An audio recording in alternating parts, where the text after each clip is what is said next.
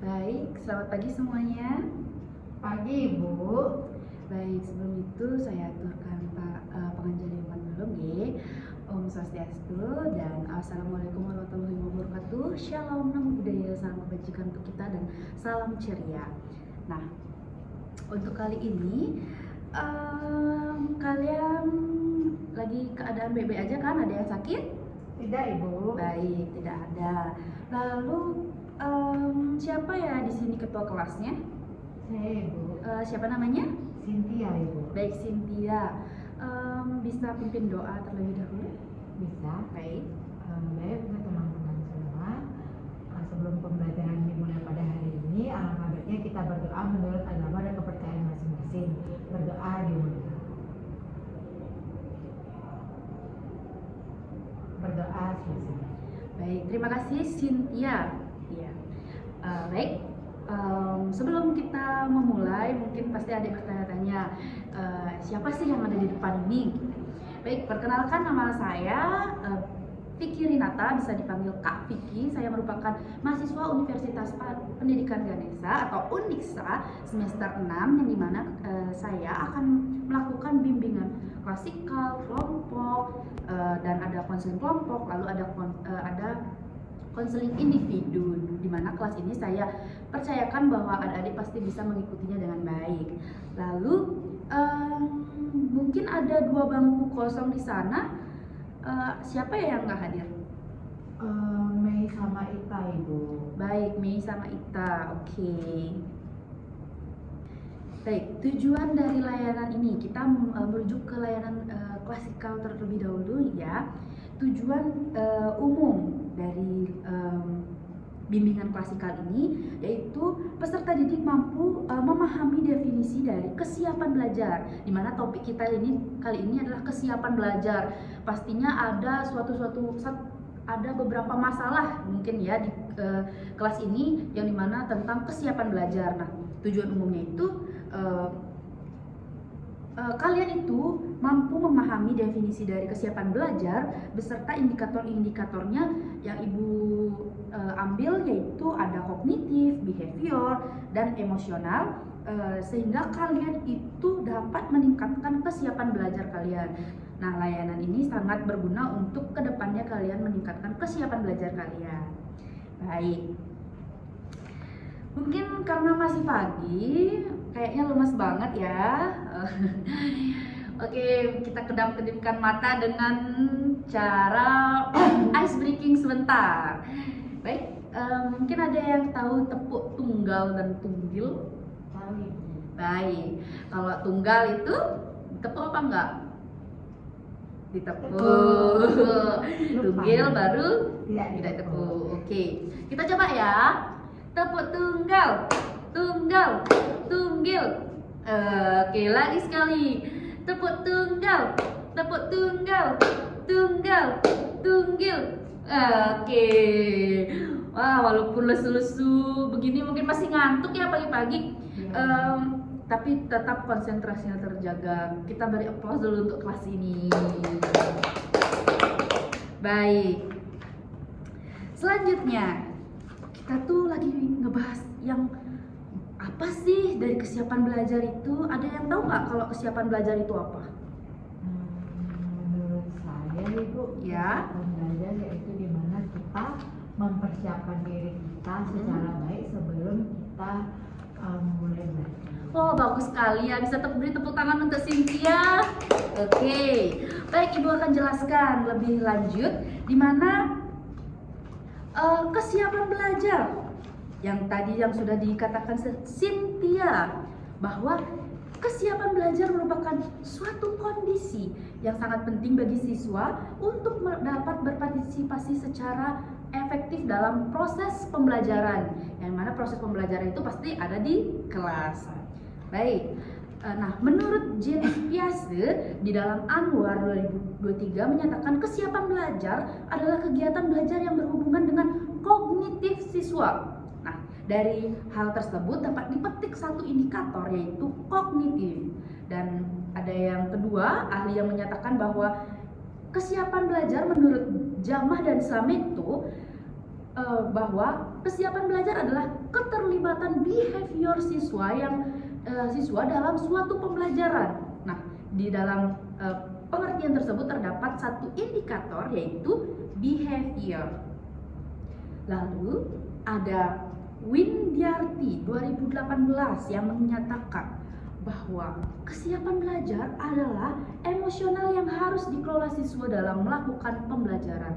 Nah, dari pernyataan Windy itu kita mendapatkan satu indikator yaitu emosional. Nah, berdasarkan pendapat para ahli yang tadi, kita bisa petik 3 indikator yang dimana kognitif, behavioral, dan emosional yang ketiga tersebut berkaitan dengan kesiapan belajar kalian di dalam kelas. Baik, kognitif. Kenapa sih kognitif itu termasuk di dalam kesiapan belajar? Karena kognitif menurut KBBI ini berkaitan dengan proses berpikir, pengetahuan, dan pemahaman. Nah, di dalam konteks kesiapan belajar ini, aspek kognitif ini mencakup kemampuan siswa untuk memahami konsep, menganalisis informasi, dan menerapkan pengetahuan yang telah dipelajari. Lalu behavioral, kenapa sih harus ada behavioral? Nah, perlu kalian tahu kalau behavioral atau perilaku sebagai tingkah laku atau tindakan seseorang, itu ya pengertian behavior. Nah, dalam konteks kesiapan belajar ini, aspek behavioral ini mencakup sikap, kebiasaan, dan interaksi siswa dengan lingkungan belajar. Ini juga mencakup kemampuan untuk berperilaku positif seperti disiplin, kerjasama, dan motivasi dalam belajar. Nah, selanjutnya yang ketiga ada apa? Oke, emosional. Emosional ini menurut KBBI itu diartikan sebagai perasaan atau suatu emosi, di mana aspek ini mencakup kemampuan siswa untuk mengelola emosi seperti kecemasan, stres, dan motivasi. Nah, di dalam kesiapan belajar ini aspek emosional ini sangat penting ya, karena perasaan yang positif dapat meningkatkan motivasi pembelajaran dan ketahanan siswa dalam menghadapi tantangan akademisnya. Kalau kalian lagi sedih nih diputusin sama pacar, apakah kalian fokus besoknya sekolah? Tidak, Ibu. Baik, benar sekali ya. Banyak orang yang merasa tidak fokus karena stres, sedih, dan mungkin banyak yang melamun, menangis dalam kelas yang mengakibatkan kesiapan belajar kalian itu kurang. Baik, mungkin Sinsin pernah merasakan putus cinta? Pernah, Ibu. Aduh, cari yang baru aja ya. Oke, baik, kesimpulannya bahwa kesiapan belajar terdiri dari kognitif yang mencakup pemahaman dan penerapan pengetahuan. Lalu ada behavior yang berkaitan dengan sikap dan kebiasaan positif, serta emosional yang berfokus pada pengelolaan perasaan dan motivasi. Nah, ketiga aspek ini saling berkaitan untuk efektivitas pembelajaran. Baik, selanjutnya ada faktor-faktor. Kalian tahu nggak faktor-faktor kesiapan belajar apa aja? Nggak tahu. Baik, menurut Slameto nih, dia dapat membagi 2 kesiapan belajar, yang dimana yang pertama ada faktor intern dan faktor ekstern. Nah, di faktor intern ini ada faktor jasmaniah seperti faktor kesehatan, cacat tubuh, lalu ada faktor psikologis yang dibagi menjadi intelijensi, perhatian, minat, lalu ada bakat juga, ada motif, kematangan, kesiapan, dan ada faktor kelelahan. Lalu faktor eksternnya apa sih? Nah, faktor ekstern kan dari luar, seperti contohnya faktor keluarga, ada faktor sekolah, dan ada faktor masyarakat. Yang dimana faktor-faktor yang tadi Ibu sudah berikan itu merupakan suatu yang mendorong adanya kesiapan belajar. Baik, sekarang mungkin dari adanya faktor-faktor itu, kalian ada yang pernah ngalamin nggak dari faktor internal ataupun eksternal? Dari pengalaman kalian, mungkin kalau internal itu dari dalam diri, kan ada cacat tubuh, ada faktor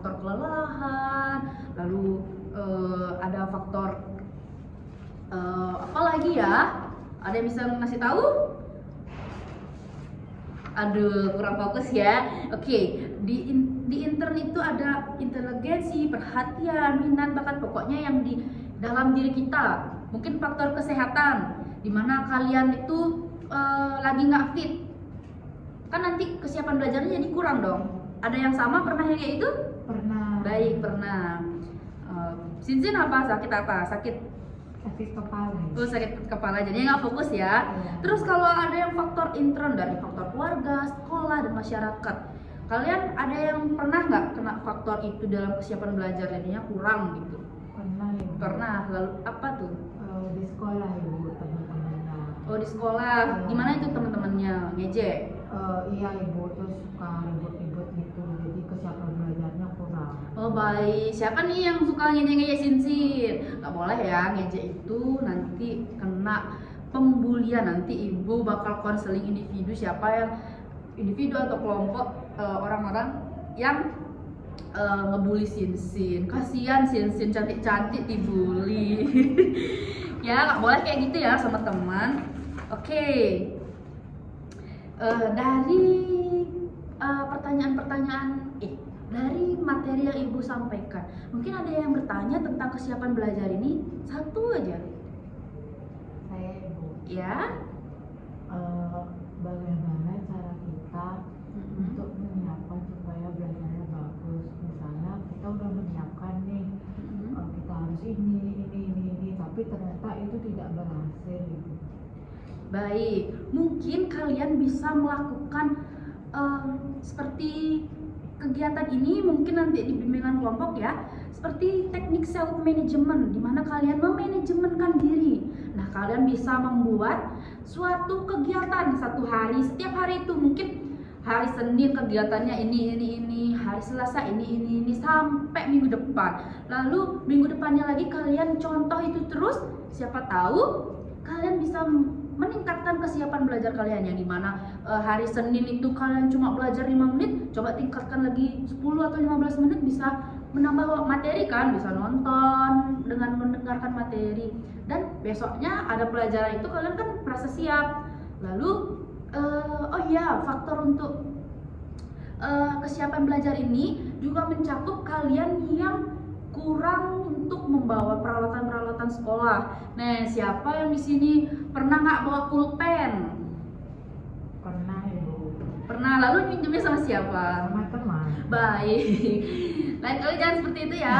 Itu termasuk kesiapan yang kurang ya. Karena apa sih tujuan kita ke sekolah? Kan untuk belajar, maka kita harus siap jasmani dan rohani. Lalu siap dari luar dan dalam diri kita untuk mempersiapkan pembelajaran tersebut. Baik, karena kita sudah membahas lumayan lama ya tentang tahap tentang tadi, lalu ibu ingin memberikan video merupakan contoh video dari indikator-indikator yang tadi kita sudah pelajari. Tapi aku yakin kalau misalnya aku nyoba pelan-pelan nyelesainnya pasti bisa. Iya, yang penting jangan cepat menyerah. Kita harus pikirkan solusi secara step by step. Benar juga sih, aku coba buat nenangin diri aku dan fokus pada hal yang bisa aku kerjain sih sekarang. Baik, itu merupakan contoh kognitif mengelola pikiran, di mana seseorang itu yang ada di video ini contohnya itu seseorang yang percaya diri atas prinsipnya, ya. Pemikirannya, kalau dia bisa menjawab pertanyaan-pertanyaan yang diberikan oleh guru. Kita harus menerapkan itu ya di dalam pembelajaran agar kita tuh siap bahwa kita seorang siswa untuk melakukan pelajaran. Banget deh kalau jawab pertanyaan guru di depan tuh pasti aku mikirnya tuh aku bakalan salah. Kalau kamu terus berpikir seperti itu malah bikin kamu nggak bisa fokus dan jadi gugup. Biarin aja lah, aku pasti bakal selalu salah kalau saya jawab ke depan. Baik, itu merupakan contoh indikator kognitif yang negatif ya, dimana seseorang itu takut untuk menjawab pertanyaan dan langsung berpikiran negatif bahwa kalau misalnya dia jawab ini pasti salah, padahal jawab itu pasti salah, padahal kita belum mencobanya. Jadi kita buang faktor itu ya, buang pikiran seperti itu. Lalu kita beranjak ke faktor behavioral. Aku perhatiin kamu udah siap banget ya buat kita memulai pelajaran hari ini. Iya, soalnya aku udah ngatur diri supaya nggak terganggu dan aku berusaha belajar. Bagus banget ya. Menurutku itu adalah contoh pengolahan perilaku yang baik untuk mendukung kita dalam proses belajar. Baik, itu merupakan indikator mengelola perilaku atau behavior yang positif, yang dimana seseorang itu siap untuk belajar. Lalu kita beranjak ke faktor behavioral yang negatif. Ya, kenapa sih kamu tuh sering banget keluar masuk pas jam pelajaran? Kan ini kayak semua terganggu. Iya, aku merasa sulit menjaga perhatian dan rasanya pengen bergerak terus dan bicara biar nggak bosan. Kamu harus perlu belajar untuk mengontrol perilakumu agar kamu bisa lebih fokus di dalam pembelajaran pas di kelas. Oh, ribet banget sih. Baik, itu merupakan indikator mengelola perilaku atau behavior yang negatif, di mana seseorang itu tidak tertib atas peraturan di dalam kelas, di mana kalau kalian kerjaannya keluar masuk atau mondar mandir, itu bakalan mengganggu siswa yang lainnya untuk belajar. Jadi seseorang itu dikatakan nggak siap ya, karena beberapa kali mondar mandir yang mengakibatkan kurangnya efektif pembelajaran. Dan yang terakhir yaitu ada emosional.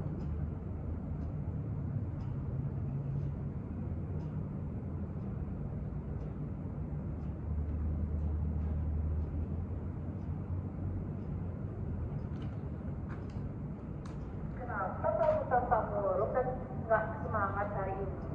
Aku merasa frustasi karena sulit memahami materi. Kadang aku malah pengen nyerah aja. Kalau begitu, kamu perlu belajar mengelola perasaan kamu. Misalnya dengan mengungkapkan kesulitan dan mencari cara supaya tidak putus asa. Aku udah coba loh, tapi tetap aja tuh nggak bisa. Baik, itu merupakan contoh indikator mengelola perasaan atau emosional yang negatif, di mana seseorang yang tidak bisa mengelola stresnya karena tidak bisa mengelola emosi, jadinya dia stres. Ya, kita harus bisa mengontrol emosi kita untuk tidak ke distract ya dalam pembelajaran. Lalu yang Kalau kamu lagi belajar terus merasa sulit dan stres, kamu biasanya ngapain?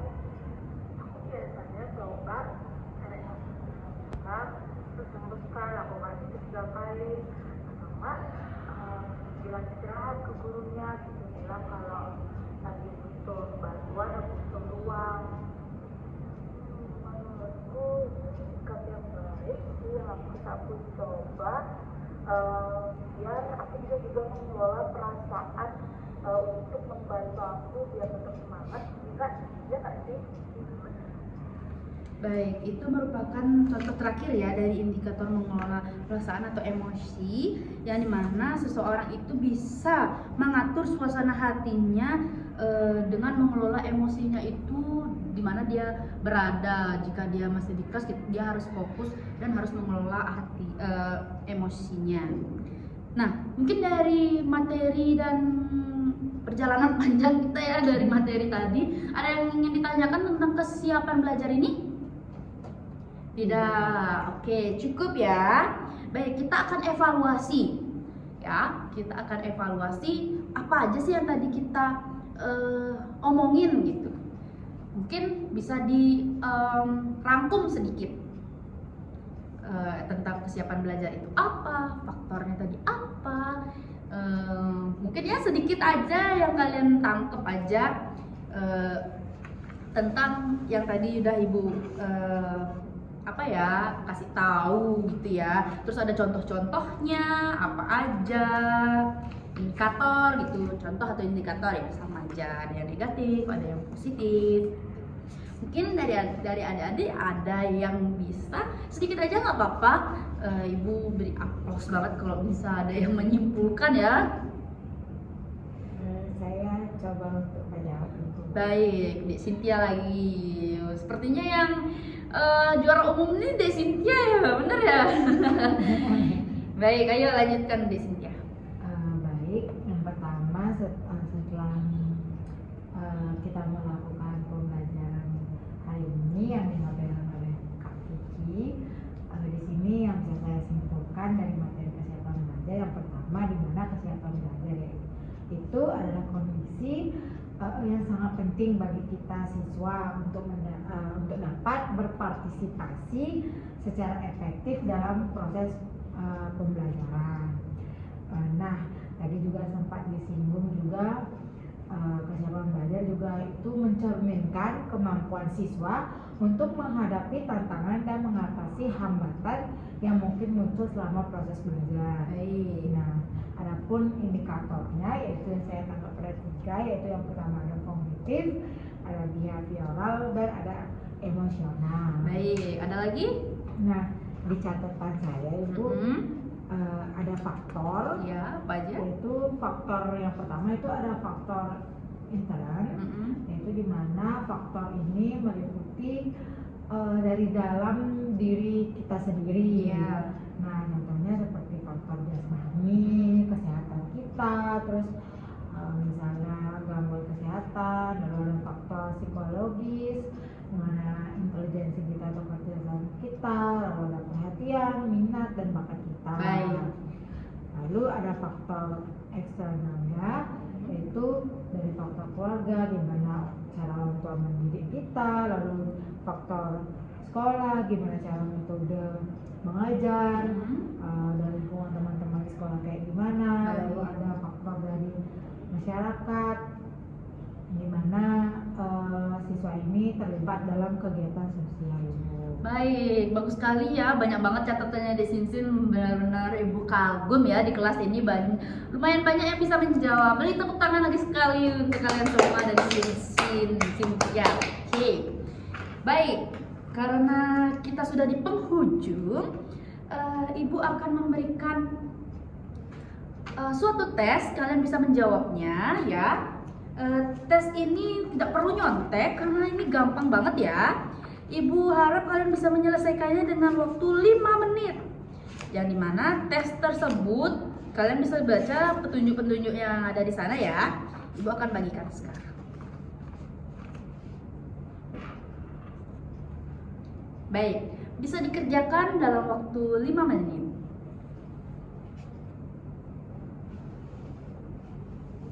Kalau ada yang ingin ditanyakan bisa ditanyakan ya, jangan malu-malu.